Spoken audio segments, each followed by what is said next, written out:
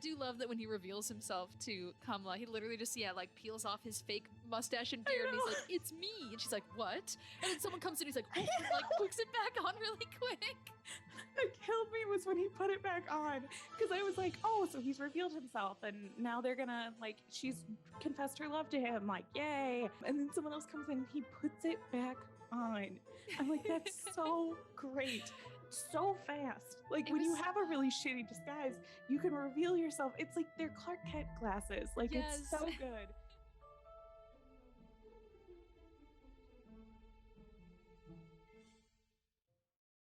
Lillian, hello to you. How are you today? Hello, I'm doing good. It's a Friday. We did it.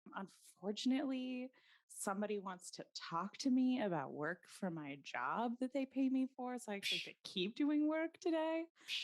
Dude. But I get to take a break and talk about Jane Eyre. I'm so glad. And I can also relate 100% because I've had a light week at work and I've started every morning with a good hour of reading Jane Eyre.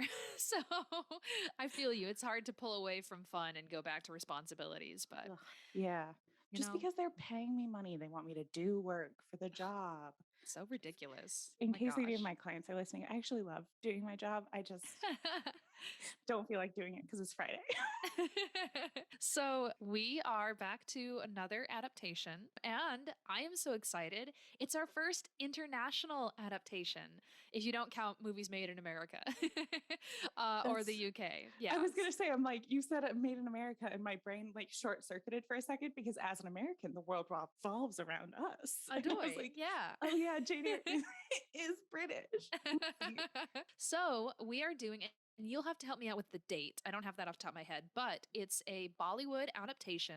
And the IMDb page says loosely inspired by Jane Eyre, but I thought this was very direct of an adaptation, just minus a few cultural differences. But the film is, I believe, pronounced Sangdil, and that's what we watched and what we're about to talk about. Yeah, and it's from 1952, and I think loosely adapted. I think we have such a specific curve that you and I are grading on because we've seen some things that I'm like, okay, that's Jane Eyre. I believe you. Yeah. This is way closer than Star Trek. Yes. But it does. I mean, it takes place in what at the time was modern day India. So it takes place in India in 1952. There's some plot differences that are heavily weighted towards the beginning, but I completely agree with you. I think going in, I was anticipating like allusions to Jane Eyre, where I think this is very clearly a story that is like Jane Eyre if it was taking place in India in 1952. And I really, really enjoyed it. And I'm so excited to talk to you about it because as we sort of mentioned in our last episode, I'm not really a Bollywood person, not because I've always been kind of interested in it. I just haven't dipped my toe into that because it's so much. And I know that you are. And the whole time I was watching this, I was like, oh my God, I can't wait to hear what Piper thinks about this because she has context here. So I'm excited. Yay! Before we do that, should we do the quick recap? Yes. Okay. We aren't going to be doing it. You're going to be doing it. I'm doing it. I'm going to get my timer ready. I really think this one is going to be longer than usual because you have a different plot to recap. Yeah, I mean, I might surprise you, but I might not. Who knows? I have nothing written down. I'm just going to wing it. Piper's feeling the flow. She's feeling the energy. Yeah, go Piper. Okay, so the story of Sangdil, aka an adaptation of Jane Eyre, is we have our Jane replacement is a woman named Kamla, and our Rochester replacement is a man named Shankar, and they are childhood friends. They grew up together, and it was so in this one. She essentially was taken in by Uncle Reed, but he's still alive. And I'm going to use a lot of like English names because I can't remember everybody's name in the movie. He was still alive and he had a really mean wife and she was actively mean to little Kamla. And he was like literally on his deathbed and he's like, don't attack this girl. And she's like, I'm going to do it. And it kills him. He's so sad. It kills him. And the aunt who hates Kamla decides she's going to send this girl away. She doesn't like that she spends time with her son, Shankar, who she's like, oh, my perfect boy. And so she brings in a Brocklehurst to take her off to this orphanage. But mid-carriage ride, Kamla jumps out of the carriage because she's like, fuck this, I'm not going to go to this awful place with this awful man. Rolls down a hill, gets found by priests and priestess, a priestess. I can't say it. And she gets brought to this temple, and they're like, "Oh, who's your family?" And she's like, "I don't want to talk about that." They're like, "Would you like to become a priestess?" And she's like, "Yes, sounds great." They're like, "Cool, devote yourself to God, and you can live here and learn how to dance." And she does. Grows up, is a beautiful lady who is a priestess, works in this temple. And there's a ceremony happening where it's common to bring priestesses to places for the ceremony to like bless it. And so she is brought to what is essentially Thornfield, where Rochester lives. There's a couple of scenes where they interact with each other without really knowing that they are each other's like childhood friends, but then they kind of piece it together. And then he is engaged. He seems really depressed and dark. He has all these weird secrets.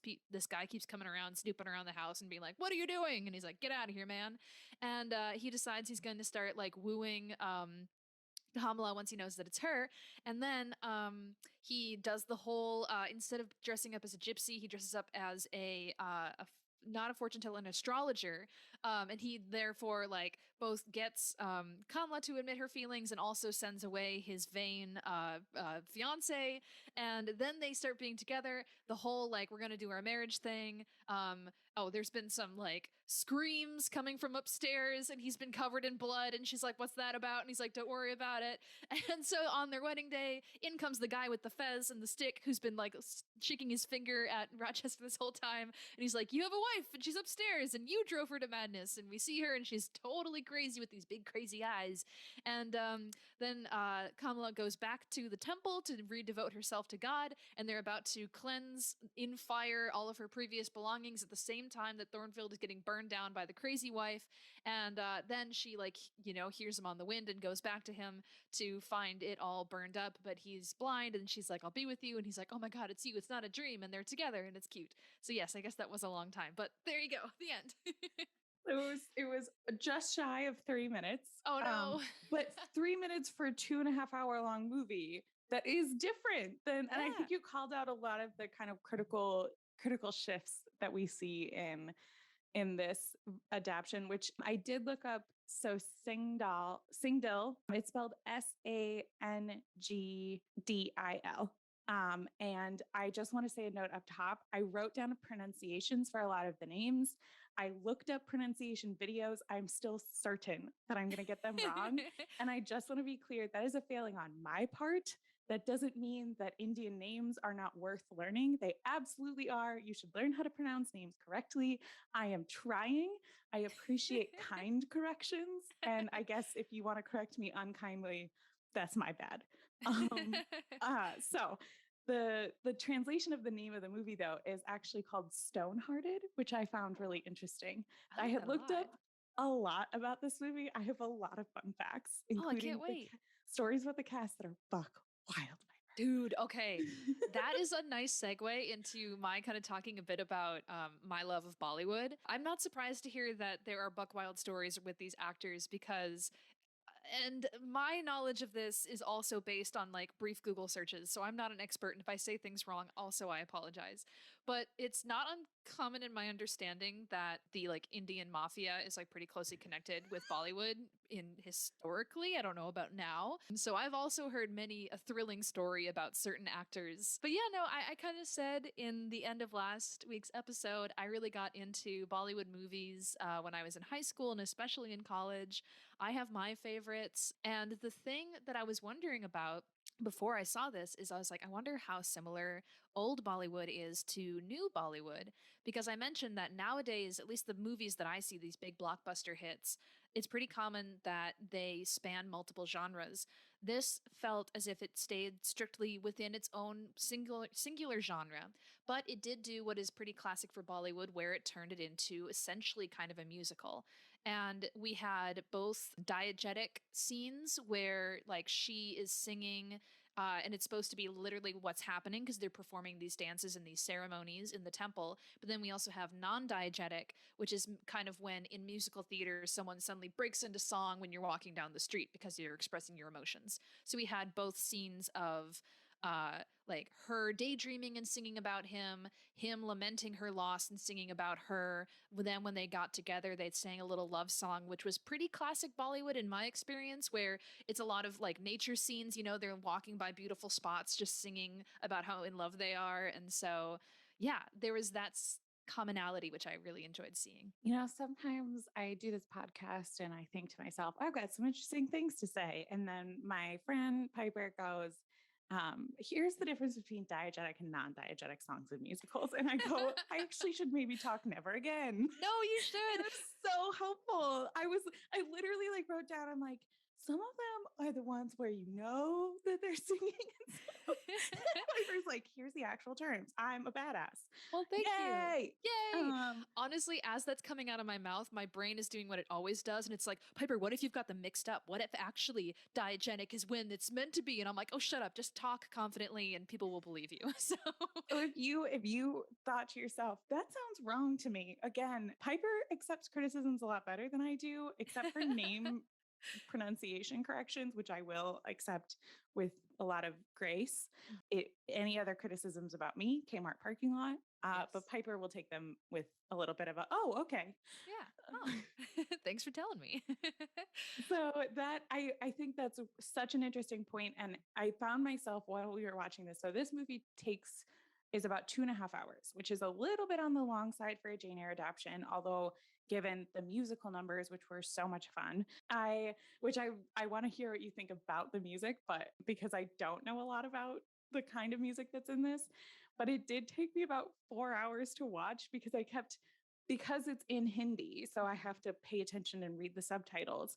I would like see something and then I'd be like, hold on, let me check on this. And I like paused it and then I would spend like 20 minutes Googling something. Awesome. And then I would come back and be like, okay, now I understand what's going on. Let's keep going. Now, Lillian, that's so great to hear, though, because that's way better of you, taking the time to research and like kind of get the background on things instead of just simply watching and being like, I don't know what any of this is. So I love that. Respect, respect. Thanks. I think the biggest thing that I want to mention and we will talk about this the way that we normally do and not just the genre notes that we're talking about now. But one thing that really stuck out to me is obviously religion is a large theme in Jane Eyre generally, and primarily in the original version and the adaptations that we've seen, that religion is a Western Christianity. So one that is fairly well known. There's one God. He's pretty mad about stuff. He would love it if we would follow the rules that all those white guys are telling us about. We should really just do what they're saying, trust them, or as Jane and Helen suggest, read that one book, and all the answers are in there. I'm not talking about it very eloquently, and I'm sorry to people who are offended by this. I'm making it. I think it's funny. This is Lillian's Bible 101. Welcome. But I took a class in college, so God, almost 10 years ago now, called Religions of India. So I know just enough to really make a fool of myself here. Yay. But I kept being stuck. So the subtitles that we were reading kept referring to, it didn't use names a lot, which was really tough because I obviously don't speak Hindi. So it's hard to pull out what's it like. It wouldn't say someone's name in the text of the subtitles sometimes. So that's part of the reason why like I also was just replacing them with the Jane Eyre characters that I know. Yeah. But it did the same thing so Shiva is the god that they were referring to. That's the god that she becomes a goddess for. They kept just translating into God and like referring to it almost in like, it was almost like they were contextualizing it for a Western audience by translating it into English, which I understand the shortcut, but it also made it harder for me to then parse the actual things they were referring to. Yeah. So the highest level, only the facts that are relevant for Hinduism for this film. There's lots and lots of different gods in Hinduism. There's lots of amazing stories. It's a very cool religion to learn about. I highly recommend learning about it. I've studied it a little bit and barely know anything. It's so cool to learn about, but there's three main gods within Hinduism that are like the kind of like three first gods that are connected to a lot of the other gods and goddesses. Again, trust other sources over me.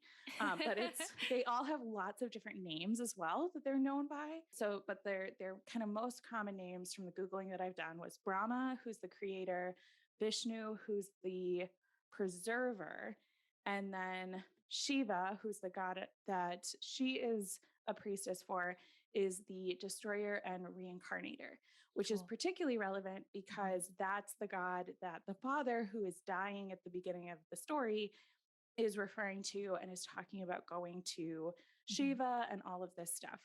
Another name for Shiva is Shankar, Yes, which that's is the name, also the name of the main guy, which I do think I was saying wrong there. It's Shankar. So there's yeah. like a G sound in the middle of it. Shankar. Okay. Yeah, that stood out to me too, is because I picked up on that at first, the beginning, and I was like, so because they were talking about Shankar, her love interest, but they were also talking about Shankar in relation when he wasn't even nearby. And I think Hmm. there is a beautiful symbolism there too. There's a scene right after she does her first performance at the temple where she then kind of stands up and she looks off at the distance and she's saying Shankar, and we, the audience, know that she's pining for her young love, but Hmm. anyone else might think, oh, she's so, moved. She's speaking to her God.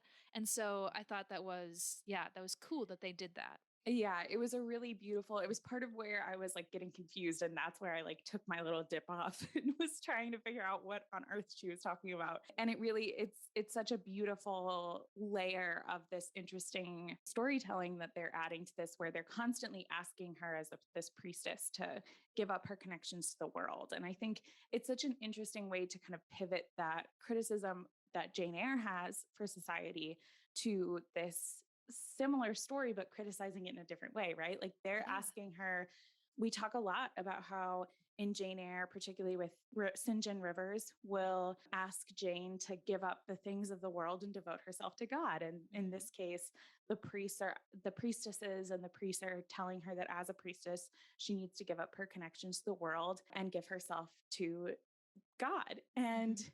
they keep saying, give up your worldly things. Haven't you given up everything? And she says, I'm fully devoted to Shankar. Mhm. And what Yeah. she means is the man that she loves. And we know Yeah. that. Yeah. And No, that's where her heart still is. it's beautiful. It's beautiful storytelling and a great adaptation. You mentioned, like, giving up her worldly objects. When she first goes there, there's a couple of, what do I want to use here for terminology? Like totems, I would say, that they both carry with them. So Shankar, her love, he carries with him the figurine of the god, which was like what his father had at his deathbed. He asked them to Mhm. bring the likeness of the god to him so he could have it close when he was passing away. And then after he died, then Shankar, his son, kept that totem close to him. And then before they departed, there was this cute scene between Kamla and Shankar, and he gave her a flower, and she kept that flower with her for a long time too. And then that's also something that kind of comes back again when Mhm. they are reunited in the garden, when she's at his estate and she goes for a walk in the garden. And that's when, similar to in the original story of Jane Eyre, he comes riding by on his horse. And when he falls, I didn't actually see him reach for this, but she's like, you fell from your horse because you were trying to pluck that flower.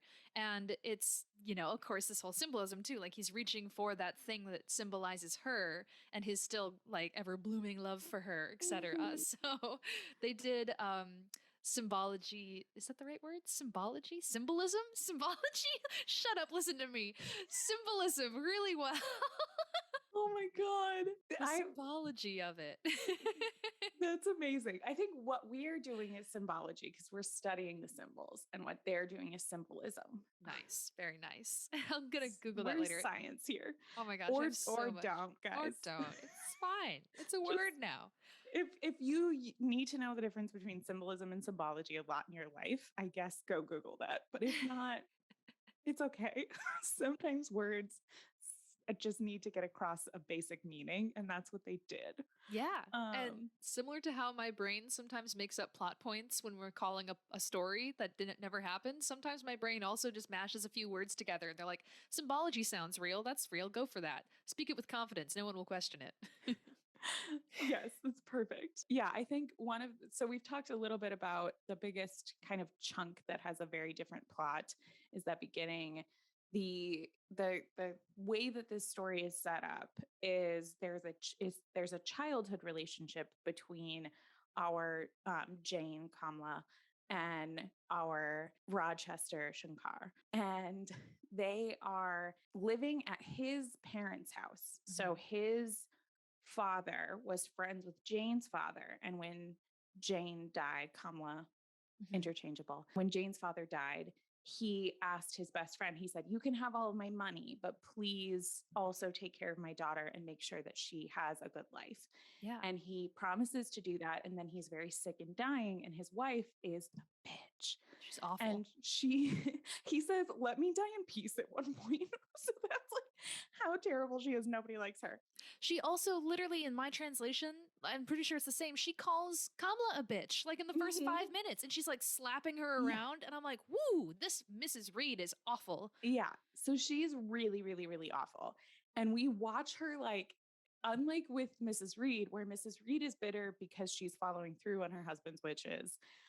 This woman is not going to do it. She's No. just like has no interest in actually taking care of this girl. And he knows that. He like Hmm. knows it immediately. He's like, "You're going to let her die. Like, you want her to die so bad because the money is actually tied to the little girl in this. Yeah. And so if she dies or disappears or whatever, she has no claim to that money anymore." And greed is a very big theme that they took from Jane Eyre and placed in this in a really interesting kind of different perspective. Yes. Shankar, our Rochester, is actually his son. And Hmm. so he asks his son, because he knows that his son will do it, to promise to take care of Kamala. And then the mom does a trick right after the dad dies and sends her off with our Mr. Broccoli character. And then that's when she jumps out of the carriage, like you referenced in your summary. But it sort of, that's the biggest, that chunk, we get a lot of those similar characters. We get a lot of the similar like traumatic childhood, didn't have a great experience, went somewhere else and found this very different kind of comfort. But that's where we see a lot of the differences in the plot, Hmm. obviously establishing the this different context for each of them. I think probably my biggest criticism of this, because I did really enjoy watching it, partly because we watch a lot of Jane Eyre and this is really different. And so it was interesting to like watch those differences. My biggest criticism was probably that they leaned really heavily on that childhood love to establish the fact that these two characters loved each other. Hmm. I wish they had more actual interactions Yeah. as adults, Hmm. because there's sort of this instant love phenomena Hmm. where they're both trying to figure out who the other one is, and like that's what most of their interactions are about, is them uncovering the fact that they're these childhood friends. And does he know, do I know? But there's not a lot of that like banter that we see, that equality that we see, Yeah. that makes a Jane Rochester relationship so intriguing. It Hmm. leans really heavily on that. They love each other as children. As soon as they know it's each other, they're definitely in love again. It's interesting. I agree with what you're saying about the like one of the strengths of some of the other Jane Eyre adaptations we've seen is that equality that the two of them find in one another. But I do think it's interesting playing this like childhood romance and then later on in life like adult romance. It creates this other kind of connection and intimacy between them. They are from childhood each other's ideals, Mhm. and it's what they've both been kind of striving for their entire lives. She like one of the first songs that they have is when they ask the maid to tell them a story. She Mhm. tells the story of this fairy princess who was chased by a witch, and then a prince on a white horse came to save her. And so the children have a fantasy musical number where they are riding on his horse that can fly through the clouds, and singing this little song about how they're going to make a world of their own together. And so like Jane as an adult, we often see, I really liked the way they did special effects in this, of Uh-huh. kind of this layering of footage over the top of each other. So she would often see a miniature of the prince on the white horse kind of like riding around as if, as she's thinking of him and singing this song that they sang together. And then he too is also has this life of hardship, which we can discuss in further detail later on, that's, I believe, beset on him by his mother and her greed. And so, but he also is constantly thinking of, like, where is that princess that I knew as a child and that sweet girl? And lucky for them, when they meet, like Kamala is still just as perfect as he remembers her being. Shankar is a bit of a womanizer, and Right. I really liked him later on. There was some scenes at the beginning where I was like, you maybe should stop following her through the house. That's a little creepy. But Yeah. then later, once, all was revealed and they start connecting again, then I was like, okay, no, this guy's super romantic and I really feel for him. So we talk a lot about Rochester's passion, and that's very clearly like Rochester explicitly discusses passion, right? And in Jane Eyre, when it's actually a Rochester, he's traveling around the world going and finding these women, and like he's got that whole there's no Adele in this. Mhm. So he has that whole affair. We know that he's out there seeking the pleasures of the flesh. And because he can't have the life that he really wants and he can't have the things that he really wants. And so that's, I think, a similar way that they're portraying this in this character, but it's so in our face with him. Mhm. The equivalent of the Blanche character is his fiance. She's a character that he's actually engaged to her, and she Mhm. has very lots of Blanche traits. She's supposed to have actually tricked another man out of his fortune already. Apparently several. Yeah. Which this Rochester is aware of, but Yeah. he I kind of love his sort of like self-destructive depression, which sounds weird Mhm. to say, but like when he's like talking about it, he's like, I know that she takes fortunes from men and she can take mine. I'm going to ruin myself. Like I have it written Mhm. down here. Shankar's revenge is also a plot to like destroy himself and I think therefore Mhm. eventually just end his suffering. Yeah, it's tough to watch because I don't like him in those moments. Like we see this sweet boy and then we see this man who's like literally following a priestess through the house because he thinks she's pretty. Like at this Mhm. point, he's intrigued by her. We know that it's probably partly because he's like something in him is recognizing this old love of his, but he doesn't know that. Yeah. That scene was so funny to me because the music is really dramatic. She's walking through this house and he's always like less than 5 feet behind her. Like he's Yes. And she keeps like looking over her he's shoulder, like, can you not? And he's like, here I come. and she'll like shuffle forward faster, but she's never like running away from him or hiding or anything like that. Like she runs to the statue of the god and prays. And Mhm. that's the moment that he chooses to leave her and just set her scarf down. But he is following her in a way that feels very predatory. That's what I And wrote down too. she is just sort of like spooked by him. And I did not enjoy that. That was not my favorite moment in this film.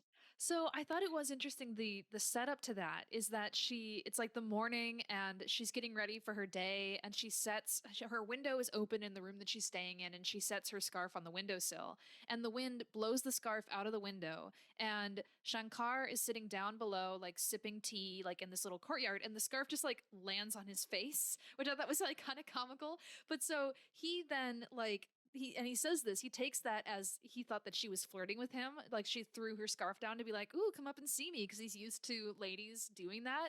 So he like literally comes up to her room and he's like kind of cornering her and like gonna go in for a smooch and he's like, hey, like I know the signs, like you sent this down to me, you called for me and here I am. And she's like, I'm a priestess, I am so innocent, that was an accident, nope, that's not what I meant.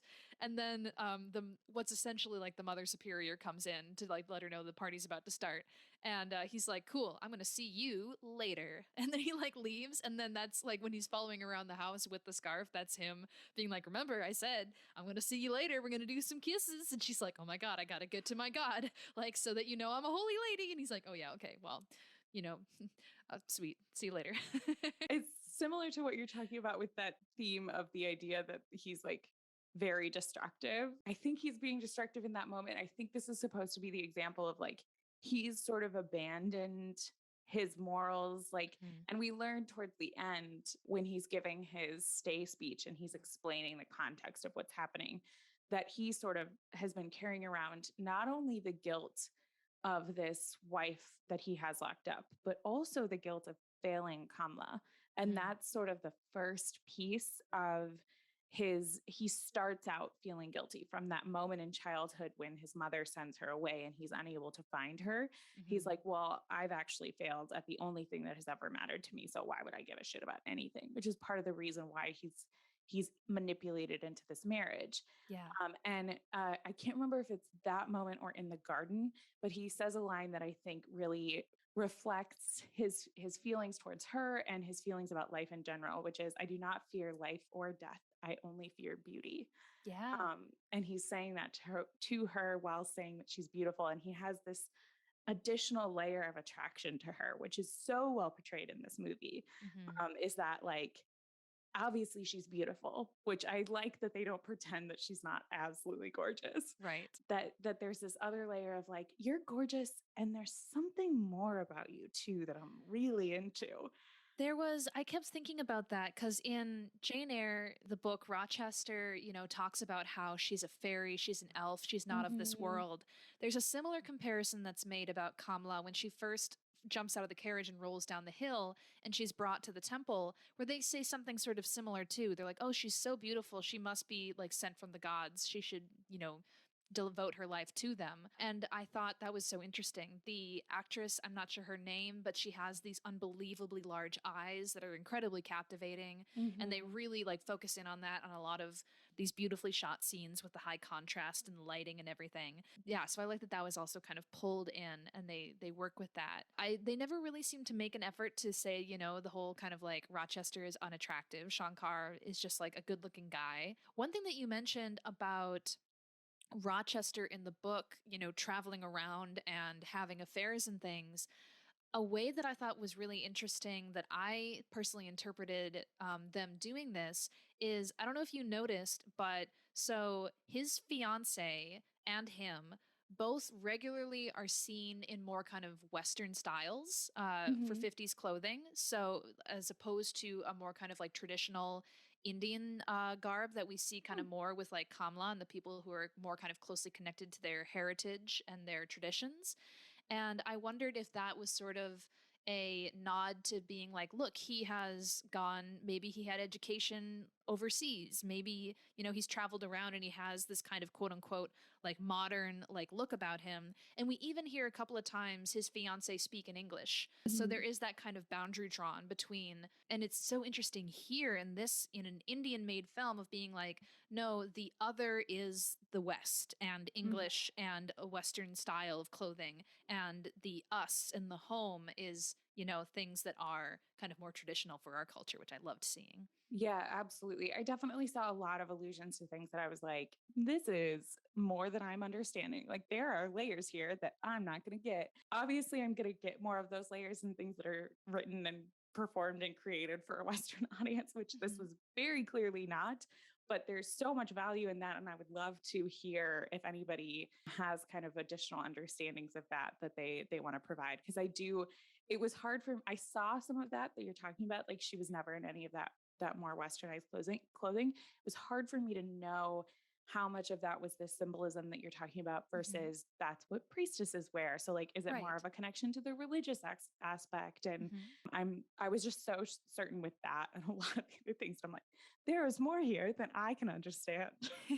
And again, that was just my read of it. Oh, Maybe for that sure. wasn't it, but that's kind of what I was personally picking up on. Another line that we talked a little bit about the wealth and the fact that his Blanche, whose name isn't written in this section of my notes, so we're going to call her Blanche, is when he asks Kamala to give her honest opinion about his fiance. And she says she traps men for money. And he has this whole moment where he's talking about the fact that he doesn't really care about that and it's not important to him and he knows that. And he's talking about giving away that wealth. He says, wealth has given me nothing but a painful wound. And Mhm. I think there's so many layers to that with this story where the obvious one that we know about is his wife who's locked away, his mother tricked him into marrying her for her money. So they Yes. had a deal where he got the money and the title for the family as long as Mhm. he married this woman and then had to care for her. Mhm. But there's another layer of that with the father in the story with Kamla, and Kamla had that money, and that's how she was brought into his life to begin with.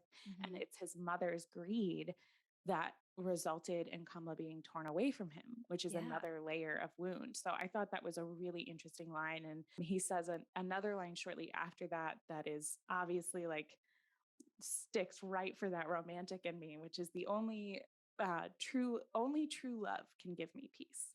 Cute. So it's clear that he's not actually seeking that because he doesn't think that this woman that he loves is available to him anymore because he searched for her and gave up. But he's actually saying that to her and she's Yeah. there and Oh, can give him oh. peace. Oh. I think that was one of my favorite elements of this movie is I think it really perfectly captured the drama of Rochester when he does these long soliloquies of he's like, "Oh, I am a tortured soul, but I long for deliverance and love and passion." And there were many scenes with him and Kamala just kind of standing together and having these talks. And I appreciate a movie that takes its time to let the audience get absorbed in the feelings that these people are, projecting.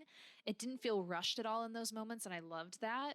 So I think that was something that for me made me really connect with their passion and their love. Absolutely. And I think another another moment. So it's after that conversation where he's having all of these speeches, and they're actually having this is I think their first long conversation after they meet, and then he gets this opportunity to actually talk to her, and she does save him from a fire, and this is shortly after that, and he hears her humming that song from their childhood. And so that's right before his sort of like, tell me what you think of my fiance and all of this conversation. And that's when the astrologer ends up coming in, and dang man, it is just a beard. He's wearing a beard and a turban, and that's his disguise. And she doesn't even a little bit like, I was watching it and I was like, either this is not a great disguise, Oh sir. my God. Um, It makes me think of there is quick little tangent. There's a comical musical on YouTube by the group Star Kid, and it's a parody of Disney movies in general, but specifically of Aladdin. And one of the things that they're making a joke of at one point is when Aladdin shows up dressed as the prince, and Jasmine immediately goes, "It's you, Aladdin." And he's like, "How'd you know it was me?" And she's like, "It is you. You're just wearing different clothes." And I was like, that's amazing. I never put that together in the animation. That duh, it's the same face. so But yeah, yeah. once again, he deceives them. Maybe it's partially like in his performance, he's all kind of hunched over, acting a bit more kind of old. And I do love that when he reveals himself to Kamala, he literally just, yeah, like peels off his fake mustache and I beard and he's like, know. "It's me." And she's like, "What?" And then someone comes in, he's like, "Whoop," and like hooks it back on really quick. That killed me was when he put it back on, because I was like, oh, so he's revealed himself and now they're gonna like, she's confessed her love to him, like, yay. And then someone else comes in, he puts it back on. I'm like, that's so great. So fast. Like It when you was, have a really shitty disguise, you can reveal yourself. It's like they're Clark Kent glasses. Like it's yes. so good. I also loved just the comedy of that. It was so great too that after he speaks with his fiance in this disguise and like lays the seeds of like, "Oh, your wealthy husband actually has a lot of debt." And then she's like, "Guards, get this guy out of here." And then his staff chases him off his own property. They have this whole scene where like four people chase him out into a storm. Yes. Like he's like, you just have to pay me and then I'll go. And she goes, I'm not gonna pay you for that. That was a shitty fortune and I didn't like it. And he goes, well, I'm sorry, your future sucks. It's not my fault. Give me my money. And she's like, everyone get him out of here. And they literally chase him out into a storm. And it's got that little like sped up film element that they have where like they're Yes. all sort of like running in this very like comical way. It was so, so funny. Oh my Um, gosh. I I want do. to talk real quick about this is something whenever we get an adaptation that includes the Rochester in disguise scene, whether or not he's in drag as a old lady gypsy or if he's just got a fake beard and turban on to be an astrologer. I oftentimes, whenever we get to see this, I feel like this is such an opportunity for Rochester to not like to briefly break free from the restraints of his life that he hates, where he's Mhm. like, "I'm gonna dress up in disguise and no one will know it is me." It's just like, oh, you poor repressed little theater kid. You just want Oh, to be on the stage. So little whenever theater kid. he is a theater kid. Oh, So my yeah. heart goes out for It's him. so, it was, yeah, it was a bizarre It was a classic gypsy scene, which I don't like the word gypsy. I actually it's very derogatory, but it's the word they used. It's the word we're gonna use. Whatever you want to say. But either way, it's sort of like living in this terrible stereotype. So I also don't want to associate Romani people with this like Right. man dressing up like a fortune teller. So um anyway, he has this moment of like fully pretending to be this person, and he's kind of like pushing her, as we always see him do, into admitting her feelings, and I always find that so gross. But she says one of the sweetest things back to him, which is he's sort of like saying like, don't you really like this guy? Like he feels like, I feel like somebody's like coming back into your life. Don't you remember who he is? And she's like, of course I remember who he is. Like she just sort of accepts the reality that this person like knows the whole story. Like she just immediately accepts that. And he's like, well, then why aren't you saying anything to him? Because he comes in with the assumption that she doesn't Mhm, remember who he is because she doesn't really remember him because she doesn't really care about him. mhm. And her response broke my heart, which is, he is the moon and the stars, and I am nothing but a small lamp. Oh, yes. There were so many lines that were just absolutely gorgeous. And I wrote down one too that's like in sort of a similar scene where she says, I would save him from this brightness that is blinding him. Mm, And because I loved, there's quite a bit of talk about this kind of imagery of light, right? Of the moon and the mhm, stars, and I am but a lamp. And when she talked about the brightness there, I think I can see how that would really touch him too, because like he said, for him, wealth is just like a poison. It mhm, brings in greedy people, it changes people, it causes ulterior motives. And all it's kind of with that line, all that glitters is not gold or whatever, where it's mhm. like he's surrounded by this wealth and it's bright and it's beautiful, but in her eyes and in his eyes, it's like it's blinding. And it's like, no, I gotta take you away from this bright place and into a place of simplicity and love. Yeah. Speaking of love, so it's right after that he breaks up with his fiance, gets her out of there, does pretend that he's deeply in debt, and that's and like kind of tricks her into breaking up with him by being like, "Yeah, I'm like really in debt. Why would it matter to you?" I know, I love Um, that where he's like, won't you love me when we're poor? And she's like, ew. gross, don't touch me. Get your poor pinkies away from me. Um, and so she leaves, and then he proposes very Jane-esque. Jane-esque. A new word again. Look at us. Very Jane-esque proposal. Lots of And symbolism. symbolism. Symbolism. Some Bollywoodism. We you this is for you linguists out there. You're welcome that you get to hear language evolving live Yeah, on this podcast. it's Well, amazing. as live as a recorded podcast can be, you know. I I I noted down a couple of things. I wrote down their love song, "Be Good." His sunglasses, very good. I Oh, I loved the really liked his sunglasses. sunglasses. I saw that too, and I'm like, damn, boy, yeah. It's like maybe I know it's not period accurate, but maybe all Rochester should wear sunglasses because it really works with his character. Mhm, But I really think this is a great opportunity to talk about something I want to hear your thoughts on, because I think my thoughts are, oh, it's good. mhm. But the music, what did you think of the music? Was it really good compared to other Bollywood films? Was it sort of standard? What were your thoughts? I thought I could definitely hear what I would assume from what I've seen. It sounded as if you can hear the evolution of Mhm, musicals in Bollywood. Like hearing this song, there's a lot of stuff in the way, like the structure of the songs that I see in modern Bollywood. It was, I mean, classically, this is a movie from the 50s. Even look at like American movies from the 50s. The music is going to be quite different in style from like the music that you see today. But that kind of, I mean, I don't know enough like intelligent yeah. stuff to say to like describe what I'm thinking of this comparison, but it harkened to like a lot of like familiar kind of ballads that I feel like you hear in Bollywood today, and I did love that. One fun fact, which I'm sure is also true for this, it's really common in Bollywood that the actors are not the ones who do their own singing. There's even nowadays, it's like a completely different profession. It's nothing that's hid. It's very publicly kind of shared. There are voiceover artists who like go on concert tour, and they are famous for just their voices being they're the voices that you hear in the movies.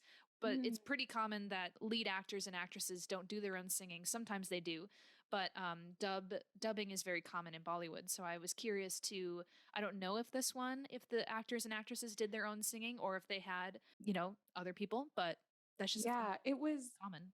it was a pretty light IMDb, which we do see when we're looking at movies, kind of some of the TV movies that we've seen and other things. It sometimes is harder to find information on them, Mhm. but they only had like 6 cast members that were actually credited. Yeah. So there's a lot of people in this film, but not a lot of people credited in this film, Mhm. which did make the casting research that I did a little bit tougher. And I do this may be a good opportunity to talk about the cast because I'm obsessed with them. Yeah, tell Um, me. What are these fun so facts you found? the actress who plays Kamla is her stage name, because almost all of these had in their Wikipedias, they had their stage name and their real names, and they Cool. said they are known by their stage names. Her name is Mudubala, and she is incredibly famous. She actually died at only 36 years old. Oh, And she, in that time, was in 73 movies that she was credited for on IMDb. And there's a New York Times article that actually compares her to Marilyn Monroe and says that she had awesome. a very similar sort of reputation in Bollywood during a similar time as Marilyn Monroe did. And there's a lot of information out there about her. She's very, very cool. Cool. And she actually had a 9-year relationship with the man who played Sankar. Oh, So his name is Dilip Kumar, and he lived until he was 98 years old, actually. And he was in 68 different movies, according to IMDb. He was an incredibly famous Bollywood actor. He died in 2021, so fairly recently, actually. wow. And he was referred to as the tragedy king. Oh, So I he see was in a that. lot of movies where he played sort of that tragic lead character. And these two were in a lot of movies together. And that was Cute. part of the research that I was doing was like there was an interview with her sister where her sister talked about the fact that they were still sort of he still loved her and he showed up when she was in the hospital and said you're going to get better and we're going to work together again, but he was with someone else at the time but he wasn't married yet. So like there's it's one of those things where like I'm reading this going, this could be its own movie. And so I don't know how much was like manufactured for press, Mhm. or how much was real, but it's still really interesting and very Oh, worth looking at to me. But yeah, so they were super fun to read about. I genuinely recommend like going in and looking at them. She in particular, I think was really interesting to me and I think had a lot of additional layers of things. And he has a whole documentary about him oh, that awesome. you can go watch if you're interested in that. One thing that I found hilarious, they have an 11-year age gap. They're supposed to have been friends from childhood, and they have 11 years difference between these two actors. That's so interesting. Yeah, because when we see them as kids, they seem like they're pretty close, like only like a few years apart. But Yeah, when interesting. when this movie was filmed, she was 19 Okay. and he was 30. That's pretty close to like book ages for Jane and Rochester That's too. what I'm saying, because he's Dude, 35 in the book and she's 19. But they're supposed to have been, we see them as children the same age. What are you that's talking about? dude, I love it. I love it so much. Again, I'm gonna do my best to pronounce this as it's supposed to be, but he gave me vibes of one of like Shah Rukh Khan is Yes, essentially the Tom Cruise of Bollywood. he's Uh, a name that I know. And as we've established, I don't know things about Bollywood. So yeah, he's wildly famous for people who haven't heard of him. yeah. So when I was looking at the actor who plays Shankar, I was getting Shah Rukh Khan vibes, and I even like I looked them up on IMDb because I was like, is he maybe like related? But I didn't see any sign that He that was was true.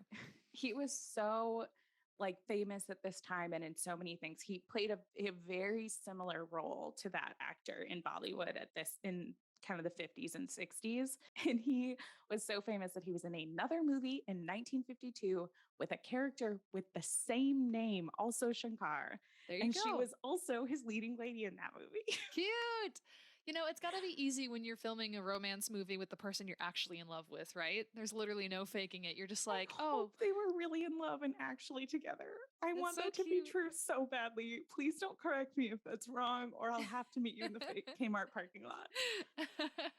Speaking of him, one thing that I wrote down that I loved is after, he confesses everything, we meet the wife, and they've had their conversation in the garden, and then she runs away. The way he dealt with his grief was pretty like broody sexy for me.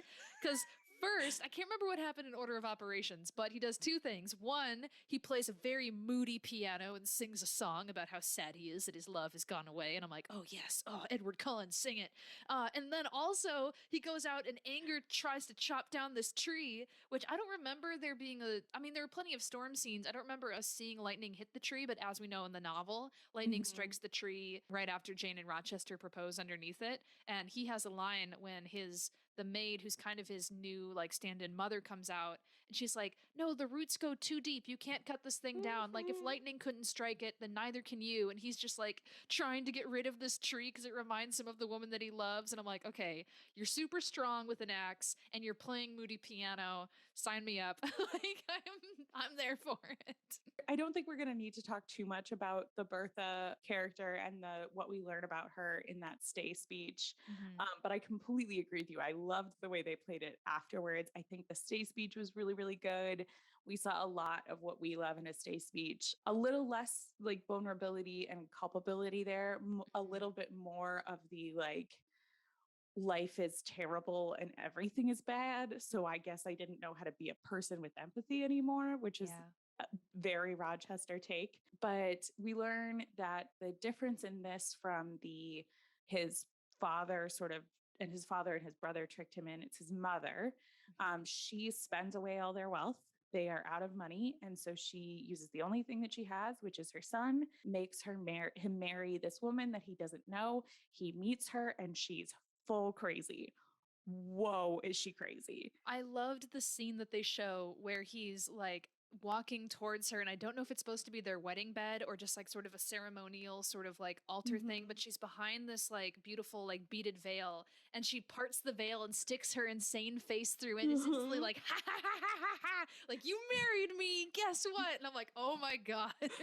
So I Um, loved her commitment to crazy. I also loved her brother, who I don't know that he gets a name in the movie, but he is such a classic villain. He's got a villain mole.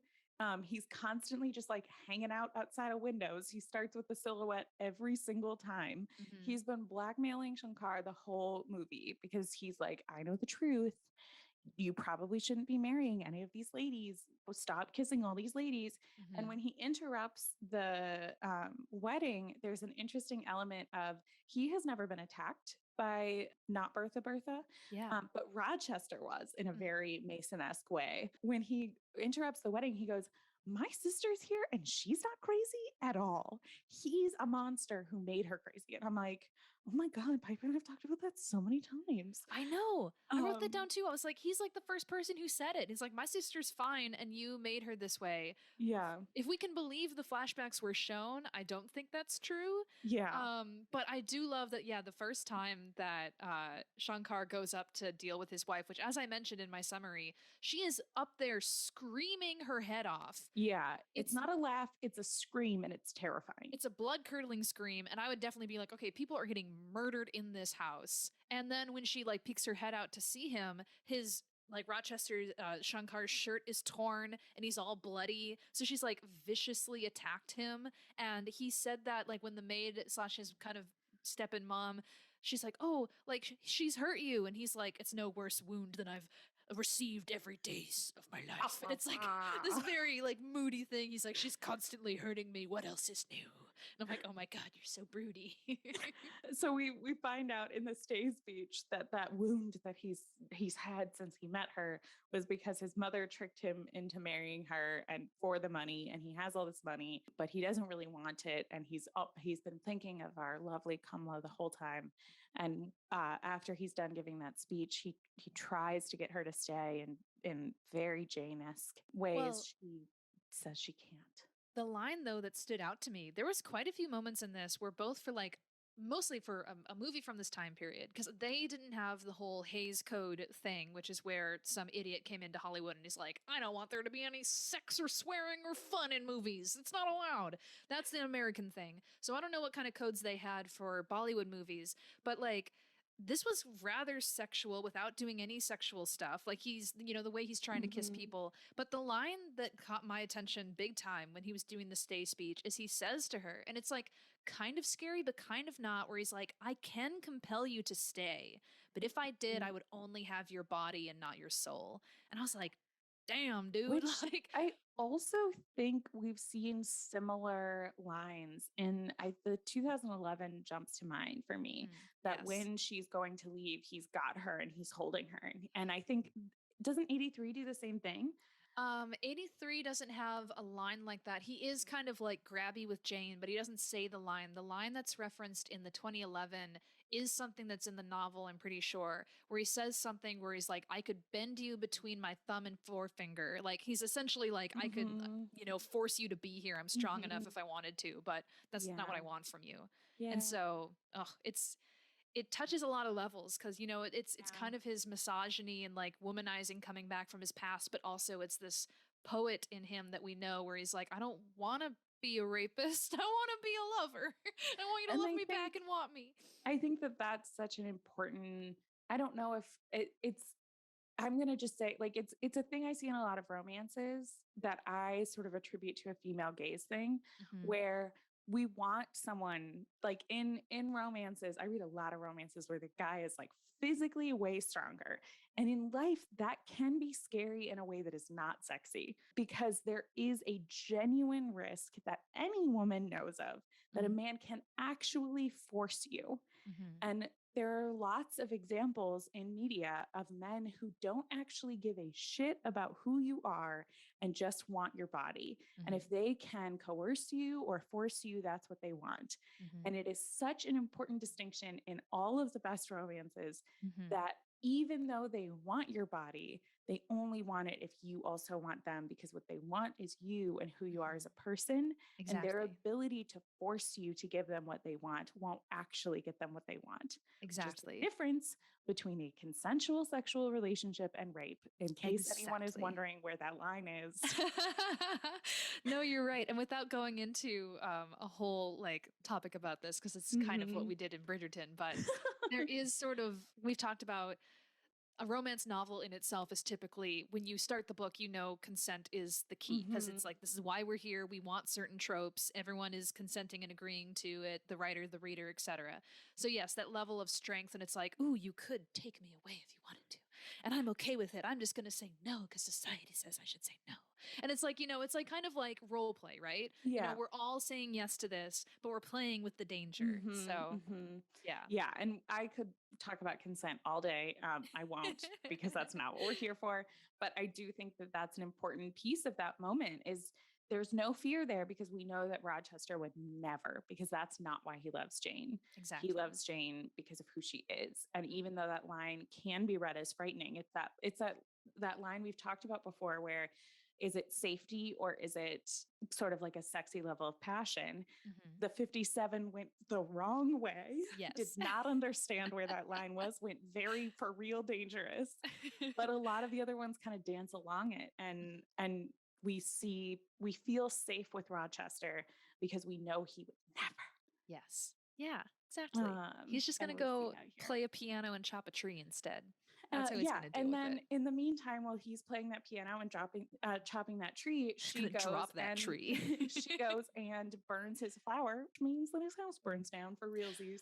I really loved that visual parallel. I thought that was Hmm. beautiful because it's first of all introduced early on in the story when she first Hmm. goes to the temple, where they're like, okay, we have to burn all your clothes from your past life so you can cast aside, your ties to the material world. And then again, when she returns to the temple, she's greeted by her fellow priestesses, and they're like, okay, we're gonna go through the purification or cleansing ceremony so you can come back into faith here with us and make this your whole life.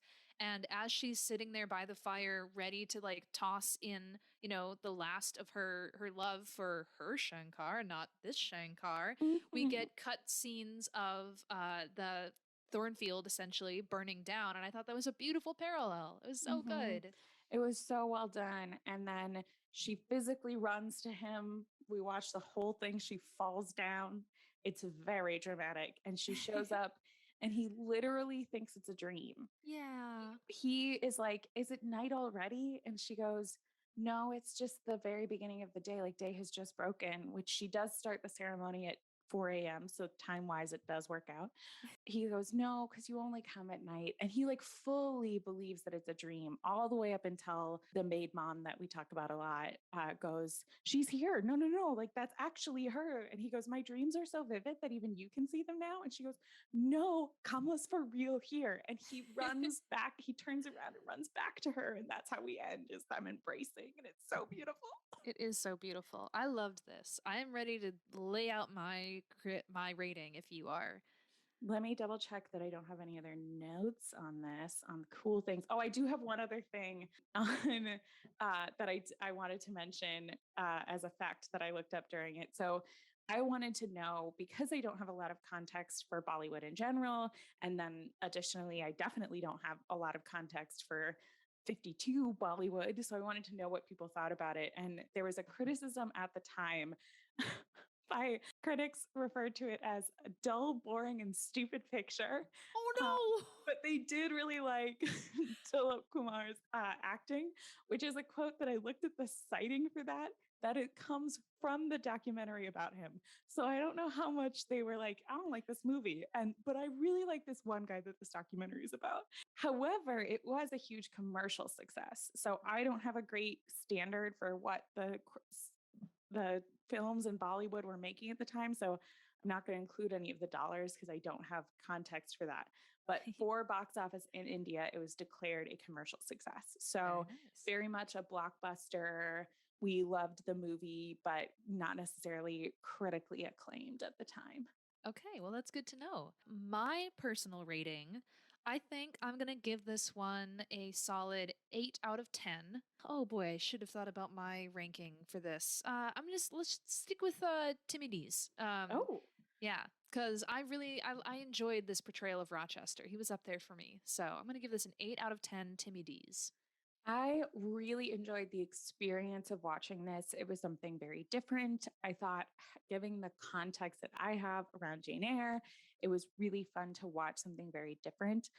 I don't know that without the context that I have and the reasons that I'm watching it, I would have enjoyed it. I think there were some moments that were 1952 that were just Bollywood's maybe not my taste, Mhm. but I did really enjoy watching it. So I put it slightly above an average at a 6 out of 10 longing looks. Very nice. Beautiful. I'm so glad that we finally are getting to see what a different cultural perspective takes from this story. Mhm. I think I'm so excited to see more because I know there's at least a couple more Bollywoods. There's a like an Italian movie, I'm pretty sure. Mhm. There's one from There's like Mexico or 4 Central Italian America. movies. There's some that are at least in Spanish. The thing that we're struggling with now, so if you have something on this or other adaptations that you want to watch, is I found a lot of the Italian versions with no subtitles, and I've found a lot of references to some of the other Bollywood ones without a great way to access those. Okay. So we are looking into it. We're gonna find more. We've got some others lined up, but as always, please, please, please submit your adaptions that you want us to try to watch. And if you have ways to access some of these, please send those to us as well. You can go to airbuds.com. We actually have now updated that, so it'll take you to our website. And we have an adaptation suggestion page. You can see all the ones that we've watched already. And you can go ahead and submit any adaptions that you think we should watch there. Yeah. And if you want to share your opinions with us, you can email us. We are airbuds@gmail.com. You can connect with us on social. We're on all the major platforms, specifically Instagram at airbuds. But yeah, we would love to hear from you guys and your thoughts on this. Mm-hmm. Yes. So, and I know from looking at our analytics on the website, we do have a decent decent. We have some people from India who are listening. So if you're a big Bollywood fan, whether you're from India or not, let us know what you think. We would love to hear your guys' thoughts on this and providing additional context. I think Piper and I have both been really clear about the things that we know and the things that we don't know. The things that we think that we know. So we always love having additional context. We've had a couple of listeners send in some stuff that has always been really, really helpful and very interesting. And we love sharing that with our audience as well. But if you want to know what we're doing next week, that is another opportunity to check out our super cool website that I spend too much time on, which is we are doing another chunk of the book next week. So we have now read chapters 11 through 14 to chapter 15. If you're thinking to yourself, but Lillian, you said you were going to read to chapter 24. Yeah, I did say that with a lot of confidence, and I was very wrong, which is why our website now has a new page called Read Along, where I laid out what we're going to read and when. And you can follow along there, and you can find any episodes that we've already released there, all in sort of one spot, so that if you are going to read with us, you don't have to rely on my patchy memory and inability to read Roman numerals. On that beautiful note, join us next week to hear our thoughts about this. I will give you a glimpse into the future and say we've already recorded it, and damn, is it good. So it's so good. Don't miss it. You need to be there for this. Ooh, also, please, please, please write reviews for us if you like listening to our podcast. What was the finger guns, Piper? Piper just did really intense finger guns. I was like, yeah, leave us some reviews, baby. We've had a lot of people say lovely things, and we always appreciate it. Piper and I send them back and forth to each other because we monitor different platforms, and it's been really made my week, I know, to hear what you guys think about this. Obviously, if you have criticisms, you can send those too, but I have a very fragile ego. And very strong fists. So on any of the platforms that you listen to our podcast on, it is so helpful. We have really, truly loved finding this little Jane Eyre community that we didn't know about. You guys have educated us, and we hope you're enjoying listening to this. And if you are, you can help more people find it by leaving those reviews or sharing it with friends. Absolutely. So until then, you guys, we love you so much. Happy Jane Eyre reading and watching. We'll see you later. Bye. Bye.